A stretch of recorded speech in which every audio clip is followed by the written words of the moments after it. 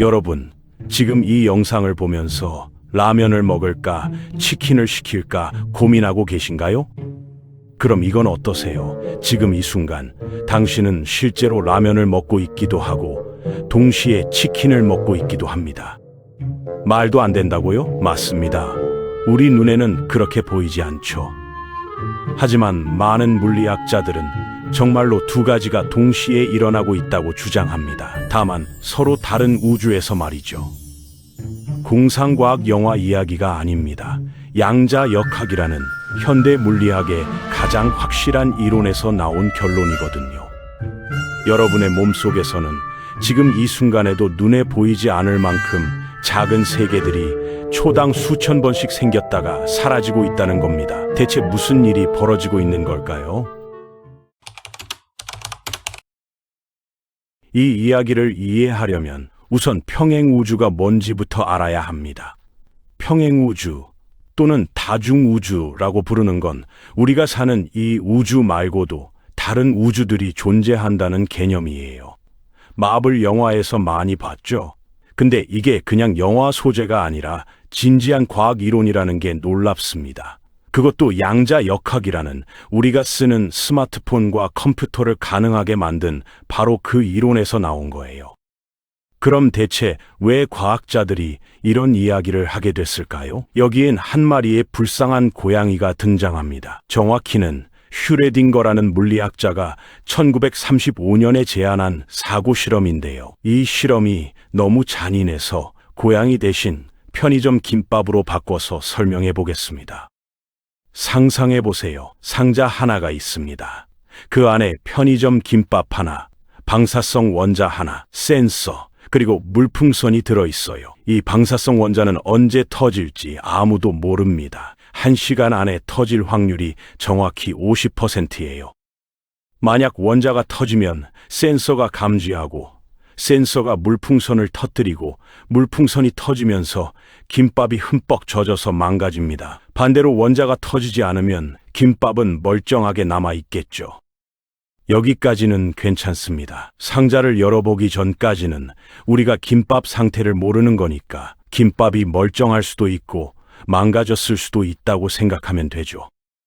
근데 양자역학은 이렇게 말합니다. 상자를 열기 전까지 김밥은 멀쩡한 상태와 망가진 상태에 동시에 있다고요. 둘 중 하나가 아니라 진짜로 둘 다라는 겁니다. 이게 말이 됩니까? 잠깐만요. 김밥이 멀쩡하면서 동시에 망가져 있다? 우리 일상에서는 말도 안 되는 소리죠. 편의점 가서 김밥 하나 사면 그 김밥은 멀쩡하거나 상했거나 둘 중 하나입니다. 동시에 두 가지일 수는 없어요. 그런데 양자역학에서는 이게 가능하다고 합니다. 이걸 전문 용어로 중첩, 쉽게 말해서 동시에 두 가지 상태라고 부르는데요.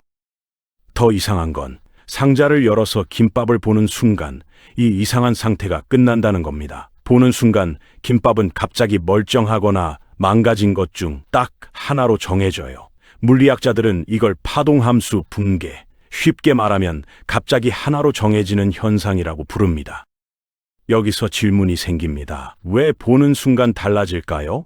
쳐다보기가 뭐 특별한 행위인가요? 눈에 마법 능력이라도 있나요? 편의점 CCTV로 보면 어떻게 되나요? 고양이가 보면요, 개미가 보면요, 바퀴벌레가 보면요, 대체 뭘 관측이라고 봐야 하는 걸까요? 이게 양자역학의 가장 큰 문제였습니다. 물리학은 우주의 법칙을 설명하는 학문이잖아요. 그런데 관측하지 않을 때는 한 가지 법칙이 작동하고 관측할 때는 갑자기 다른 일이 벌어진다? 이건 좀 이상하지 않나요? 마치 축구 경기에서 심판이 안 보면 한 가지 규칙, 심판이 보면 다른 규칙이 적용된다는 것과 비슷합니다. 말이 안 되죠? 그럼 양자역학이 대체 뭐길래 이렇게 이상한 걸까요? 좀 더 쉽게 이해하기 위해 동전으로 비유해 보겠습니다. 여러분이 동전을 던진다고 생각해 보세요. 동전이 공중에 빙빙 돌고 있을 때 앞면일까요? 뒷면일까요? 우리는 보통 이렇게 생각합니다. 동전은 이미 앞면이거나 뒷면인데 우리가 아직 확인을 안 해서 모를 뿐이라고요. 이게 상식이죠. 그런데 양자 동전은 다릅니다. 양자 동전은 공중에 있을 때 진짜로 앞면도 아니고 뒷면도 아니에요. 앞면이면서 동시에 뒷면입니다. 이게 말이 안 되는 것 같지만 실제로 실험으로 증명됐어요. 일반 동전과 양자 동전을 구별할 수 있는 실험이 있거든요. 예를 들어볼까요? 일반 동전을 100번 던져서 매번 결과를 기록한다고 합시다. 그럼 앞면이 나오는 패턴이 완전히 무작위예요. 앞, 뒤, 뒤, 앞, 뒤. 이런 식으로 아무 규칙이 없습니다. 왜냐하면 각 동전은 서로 독립적이니까요. 그런데 양자 동전은 다릅니다. 양자 세계에서는 동전들이 서로 간섭해요. 마치 물결처럼요. 연못에 돌을 2개 던지면 물결이 만나서 어떤 곳은 더 높아지고 어떤 곳은 낮아지잖아요? 양자 동전도 비슷합니다. 이 간섭 패턴을 보면 이건 던지기 전에 이미 결정된 게 아니구나, 진짜로 둘 다였구나 하는 걸 알 수 있어요. 실제로 전자를 이용한 실험에서 이게 증명됐습니다. 전자 하나를 발사하는데 2개의 구멍이 있어요. 그럼 전자가 어느 구멍으로 갈까요? 놀랍게도 전자는 2 구멍을 동시에 통과합니다. 이게 말이 안 되는 것 같지만 실험 결과가 그래요. 전자 하나가 자기 자신과 간섭을 일으키거든요. 이건 전자가 진짜로 2 곳에 동시에 있었다는 뜻입니다. 자, 그럼 여기서 중요한 포인트입니다. 양자 역학에서 이상한 건 중첩, 그러니까 동시에 2가지라는 것 자체가 아니에요. 그건 실험으로 증명됐고 사실 물질을 파도처럼 생각하면 자연스러운 일입니다. 진짜 이상한 건 관측이에요. 왜 보는 순간 갑자기 하나로 정해질까요? 물리학자들은 처음에 이렇게 생각했습니다. 관측을 하면 파동함수라는 게 붕괴한다고요. 파동함수는 쉽게 말해서 물질의 파도 같은 상태예요. 이 파도가 퍼져 있다가 관측하는 순간 갑자기 한 점으로 확 줄어든다는 겁니다. 마치 거품이 터지듯이요. 그런데 이 설명에는 큰 문제가 있습니다. 첫째, 대체 관측이 뭔가요? 사람이 보는 게 관측인가요? 그럼 기계가 보면요? CCTV는요? 아무도 명확한 기준을 제시하지 못했습니다. 둘째, 왜 관측하지 않을 때는 파동처럼 퍼져 있다가 관측하면 갑자기 점으로 줄어들까요? 우주의 법칙이 2가지라는 게 이상하지 않나요? 1957년에 휴 에버렛이라는 젊은 물리학자가 혁명적인 아이디어를 제시합니다. 그는 이렇게 생각했어요. 파동함수가 붕괴한다는 건 우리가 임의로 만든 규칙이 아닐까? 실제로는 파동함수가 절대 붕괴하지 않는 거 아닐까?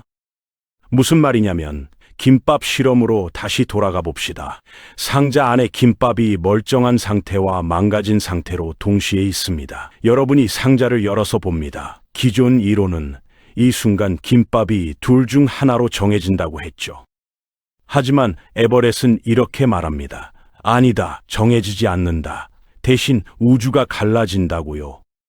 한쪽 우주에서는 여러분이 멀쩡한 김밥을 봅니다. 다른 쪽 우주에서는 여러분이 망가진 김밥을 봐요. 2 우주 모두 진짜로 존재합니다. 단지 2 우주는 서로 알 수 없을 뿐이죠. 여러분은 2 우주에 다 존재하지만 한쪽 우주의 여러분과 다른 쪽 우주의 여러분은 완전히 다른 사람이 돼버립니다. 서로 만날 수도 소통할 수도 없어요. 잠깐, 이게 더 이상한 것 아닌가요? 우주가 갈라진다니? 그런데 생각해보면 이 설명이 훨씬 간단합니다. 우주의 법칙은 딱 한 가지예요. 파동함수는 항상 부드럽게 진화한다. 끝입니다. 관측할 때 특별한 일이 벌어진다는 이상한 규칙이 필요 없어요. 그냥 우주가 여러 갈래로 나뉠 뿐입니다.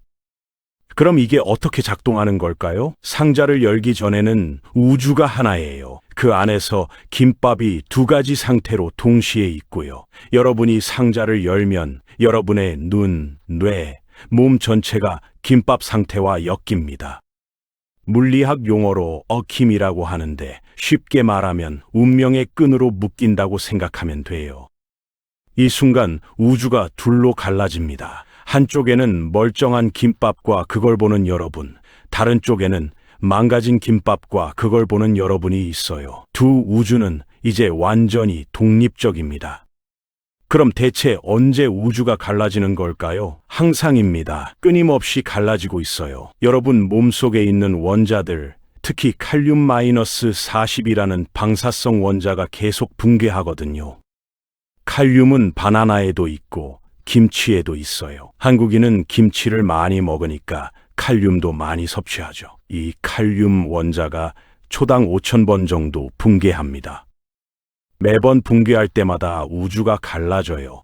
한쪽 우주에서는 그 원자가 붕괴했고 다른 쪽에서는 안 했습니다. 지금 이 영상을 보는 1초 동안 여러분 때문에 5,000개의 평행 우주가 생긴 거예요. 상상이 되세요? 그런데 원자 붕괴만이 아닙니다. 모든 양자 사건에서 우주가 갈라져요. 빛이 반사될 때, 전자가 움직일 때, 화학 반응이 일어날 때 말이죠. 과학자들은 정확히 얼마나 자주 갈라지는지는 모르지만 엄청나게 자주라는 건 확실합니다. 어쩌면 무한히 자주일 수도 있어요. 자, 그럼 이제 재밌는 질문을 해볼까요? 여러분이 로또를 산다고 합시다. 한국 로또 1등 당첨 확률은 814만 분의 1이에요. 거의 당첨 안 된다고 봐야죠.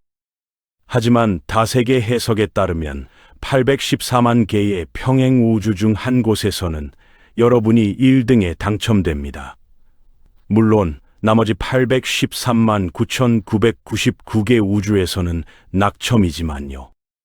그 당첨된 우주의 여러분은 지금 여러분과 똑같이 생겼고 똑같은 기억을 가지고 있어요. 단지 복권 번호만 달라요. 그 사람도 여러분이고 지금 이 영상을 보고 있는 여러분도 여러분입니다. 둘 다 진짜예요. 단지 서로 만날 수 없을 뿐이죠. 더 나아가 볼까요? 어느 우주에서는 여러분이 대통령이 됐을 수도 있습니다. 확률이 낮긴 하지만 0은 아니니까요. 어느 우주에서는 여러분이 프로게이머가 됐을 수도, 유명 가수가 됐을 수도, 아니면 지금과는 완전히 다른 직업을 가졌을 수도 있어요. 대학을 다르게 갔을 수도 있고, 다른 사람과 결혼했을 수도 있습니다. 한국 사회에서 우리는 항상 선택의 기로에 서 있죠. 어느 대학을 갈까? 어느 회사에 취직할까? 이 집을 살까 말까? 주식을 살까 말까? 그리고 나중에 후회합니다. 그때 다른 선택을 했더라면 하고요. 근데 다세계 해석에 따르면 여러분은 실제로 다른 선택을 했어요. 다만 다른 우주에서요. 그 우주의 여러분은 다른 삶을 살고 있습니다. 이게 위안이 되나요? 아니면 더 답답한가요? 모든 선택지가 실제로 일어난다는 게 좋은 건지 나쁜 건지는 잘 모르겠네요. 자, 여기서 여러분이 가질 만한 의문이 하나 있습니다. 우주가 계속 갈라진다면 에너지는 어떻게 되나요? 우주 하나에 있던 에너지가 우주 2개로 복사되면 에너지가 2배로 늘어나는 거 아닌가요? 그럼 에너지 보존 법칙은요? 좋은 질문입니다. 답은 간단해요. 우주가 복사되는 게 아니라 분할된다는 겁니다. 피자 하나를 생각해 보세요. 피자를 반으로 자르면 피자가 2개가 되나요? 아니죠. 피자 조각이 2개가 될 뿐이에요. 각 조각은 원래 피자의 절반이지만 두 조각을 합치면 여전히 피자 하나입니다. 우주도 마찬가지예요. 우주가 갈라지면 각 우주는 원래 우주의 일부가 됩니다. 에너지도 나눠져요. 각 우주에 사는 사람들은 자기 우주가 완전한 우주라고 느끼지만 전체적으로 보면 에너지 총량은 변하지 않습니다. 수학적으로 완벽하게 보존돼요. 또 다른 질문이 있을 겁니다. 평행 우주가 정말로 존재한다는 증거가 있나요? 솔직히 말하면 직접적인 증거는 없습니다. 평행 우주는 정의상 우리가 관측할 수 없거든요. 관측하는 순간 우리는 그 우주와 얽히고 그럼 더 이상 평행하지 않아요.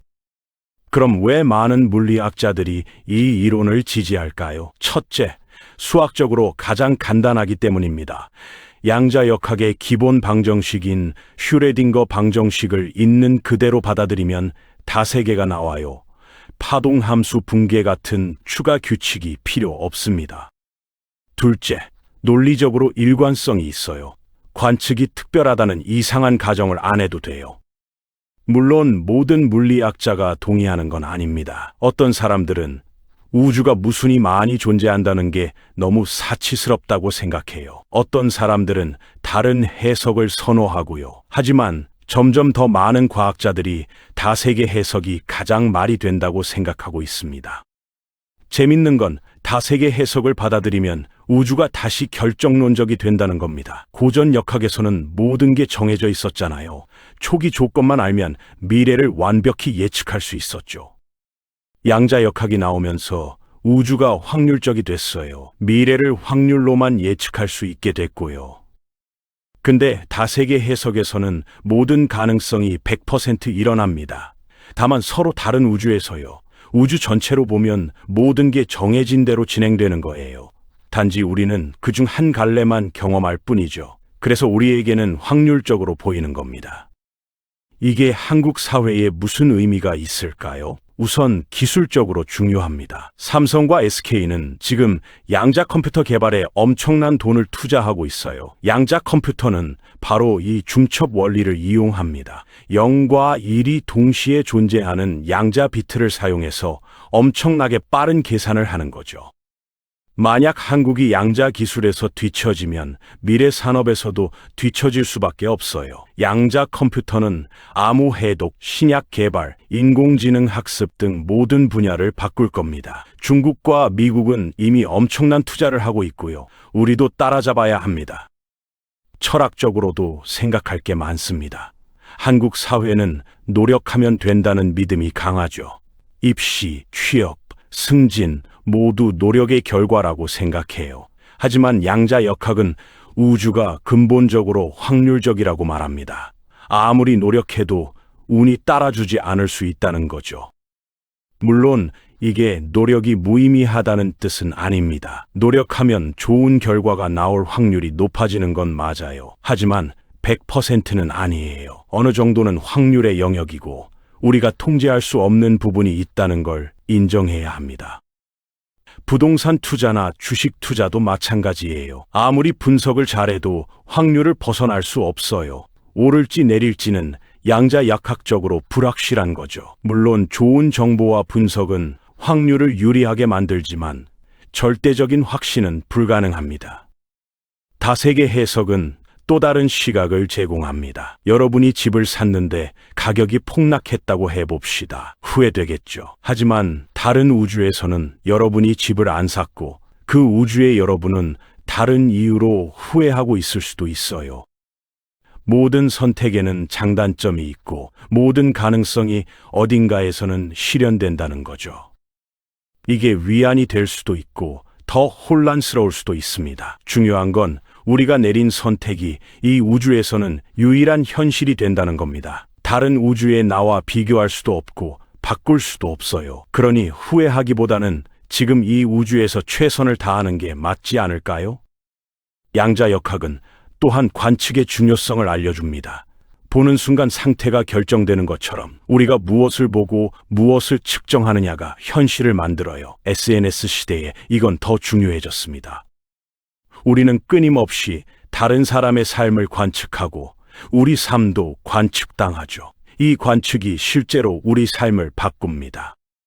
인스타그램에 올리기 위해 음식을 선택하고 좋아요를 받기 위해 여행지를 정하고 다른 사람의 눈을 의식해서 옷을 입어요. 관측이 현실을 바꾸는 양자 역학의 원리가 우리 삶에도 적용되는 셈이죠. 물론 비유적인 의미지만 생각해 볼 만한 지점입니다. 마지막으로 평행우주 이론은 우리에게 겸손함을 가르칩니다. 우리가 경험하는 이 현실이 유일한 현실이 아닐 수도 있어요. 무수히 많은 가능성 중 하나일 뿐이죠. 내가 옳다고 생각하는 것도 다른 우주에서는 다를 수 있습니다. 이게 상대주의로 이어져서는 안 되지만 다른 관점을 이해하는 데는 도움이 될 수 있어요.